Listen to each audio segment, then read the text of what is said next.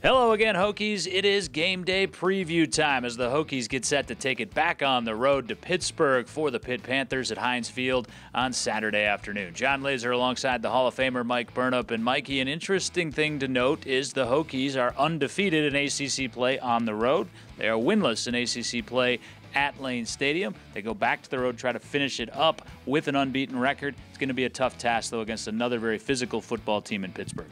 Yeah, you know, when we were back in August looking at that schedule, we knew that this was going to be the grind, the hard part of the schedule coming up. But you had 4 out of 5 at home. You felt good, but you knew that one on the road at Pittsburgh was going to be difficult. A team that's very similar to Boston College when you think about it, Lays. They got a lot of seniors. I think they start 13 seniors out of the 19 that they're going to have here on senior day. That's big time. Big offensive line, 4 senior starters. They got 2 running backs, just much like BC did, except maybe these guys are a little bigger and a little more consistent. And so they're going to be a handful. Pickett, their quarterback's playing pretty well. He's a 60% passer. And, you know, their defense has been outstanding as well. So it's going to be a tough matchup. You think about them, they only lost 1 game in the league, and that was on the road when they played at Carolina, and they lost that game by 3 points. Carolina's only win. Weird how this season has been for the Coastal Division. But the Hokies are going to have their hands full, got to play better, and certainly it's within their grasp, but they got to execute better.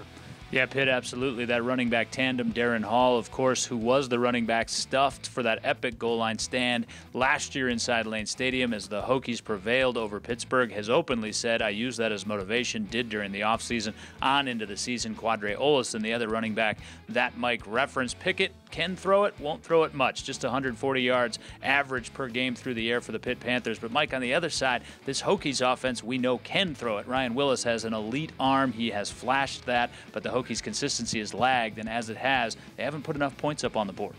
That's the thing, Lays, when you think about it. You think about the game against Boston College, they had 15 or 16 possessions and only scored 21 points. That's not enough. And what's happened is it seemed like in the last 2 games against, think about Georgia Tech, 2 possessions in the third quarter, 1 first down. You think about they had 6 possessions against Boston College in the third quarter. They had 2 first downs is all they had. Turned it over on interception, turned it over on downs. It's not good enough. They got to execute better, play better. They've done that at stretches in the first half. Coach Cornelson was talking about Ryan Willis maybe had his best first half against BC. But you got to put 2 halves together in this league, and you got to play 60 minutes. Hokies have got to execute. It's not just one thing that happens. It's all position groups are having breakdowns here and there, and that's what's cost them. If they want to go on the road and win at Pitt, they got to score more than 21, and they got to get more output out of their offense.